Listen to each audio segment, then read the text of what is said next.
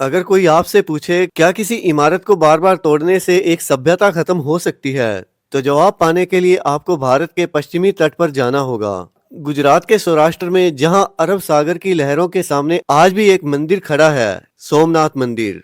ये सिर्फ एक मंदिर नहीं, ये एक सवाल है, ये एक चुनौती है और ये एक सबूत है कि भारत को हराया नहीं जा सकता। सोमनाथ मंदिर का जिक्र सबसे पहले ऋग्वेद और स्कंद पुराण में मिलता है। कहा जाता है कि ये ज्योतिर्लिंगों में पहला है, यानी शिव का वह स्थान जहां प्रकाश स्वयं प्रकट हुआ हो। इतिहासकार बताते हैं कि प्राचीन काल में ये मंदिर सोने, चांदी और रत्नों से सुसज्जित था। इसके शिखर पर लगा कलश दूर समुद्र से आने वाले नाविकों को रास्ता दिखाता था।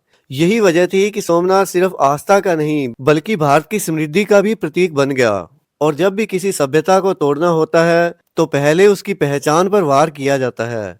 साल 1025 महमूद गजनवी भारत पर चढ़ाई करता है। उसका लक्ष्य केवल लूटपाट नहीं था, उसके लक्ष्य था प्रतीकों को तोड़ना, सोमनाथ को गिराना। इतिहास लिखता है कि मंदिर को तोड़ा गया, मूर्ति खंडित की गई और अपार धन लूटा गया। लेकिन जो इतिहास अक्सर नहीं बताता वो ये है कि महमूद गजनी के लूटते ही स्थानीय लोगों ने मंदिर को फिर से खड़ा कर दिया। यहीं से एक सिलसिला शुरू हुआ। अगले लगभग 800 वर्षों तक सोमनाथ मंदिर पर 17 बार आक्रमण हुआ। अलग अलग शासक आए, अलग अलग सेनाएं आई, लेकिन निशाना हमेशा एक ही रहा। कभी अलाउद्दीन खिलजी के सेनापति, कभी मुगल काल के औरंगजेब, कभी दिल्ली सल्तनत के शासक। हर बार मंदिर तोड़ा गया, हर बार मूर्ति गिराई गई, हर बार संदेश दिया गया कि अब यह दोबारा नहीं खड़ा होगा। लेकिन हर बार कुछ समय बाद उसी स्थान पर फिर से घंटियां बजी। इतिहासकार रेमिला थापर और आरसी मजूमदार दोनों मानते हैं कि सोमनाथ मंदिर का एक बार नहीं, सोमनाथ मंदिर का बार बार पुनर्निर्माण राजाओं से ज्यादा सामान्य लोगों की आस्था का परिणाम था। जब कोई राजा नहीं था, जब कोई सेना नहीं थी, तब भी स्थानीय समाज ने मंदिर को फिर से खड़ा किया।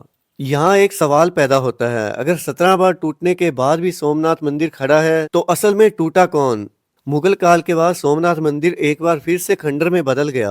ब्रिटिश शासन के दौरान इसे जानबूझकर अनदेखा किया गया क्योंकि साम्राज्य जानते थे अगर भारत अपनी स्मृति पहचान लेगा तो उसे नियंत्रित करना मुश्किल हो जाएगा। लेकिन आजादी के बाद कहानी बदली। साल 1947 के बाद सरदार वल्लभ भाई पटेल ने स्पष्ट कहा, सोमनाथ मंदिर का पुनर्निर्माण होगा। ये कोई धार्मिक घोषणा नहीं थी, ये एक सभ्यतागत बयान था। साल 1991 में भारत के पहले राष्ट्रपति डॉक्टर राजेंद्र प्रसाद ने मंदिर का उद्घाटन किया। उन्होंने कहा, जो राष्ट्र अपने प्रतीक को सम्मान नहीं देते वे भविष्य का निर्माण नहीं कर सकते। आज जो सोमनाथ मंदिर खड़ा है वह 17वीं बार बना नहीं बल्कि 18वीं बार बना भारत है। समुद्र के सामने खड़ा ये मंदिर हर लहर से कहता है, तुम आ सकती हो, तुम टकरा सकती हो, लेकिन मुझे मिटा नहीं सकती। क्योंकि सोमनाथ पत्थर नहीं, ये भारत की चेतना है और चेतना को कोई तलवार काट नहीं सकती। सोमनाथ मंदिर का इतिहास हमें यही सिखाता है, भारत को तोड़ा जा सकता है लेकिन झुकाया नहीं जा सकता। अगर आपको लगता है कि ये कहानी हर भारतीय को जाननी चाहिए तो इसे आगे पहुंचाएं, क्योंकि इतिहास तभी मरता है जब उसे भुला दिया जाता है।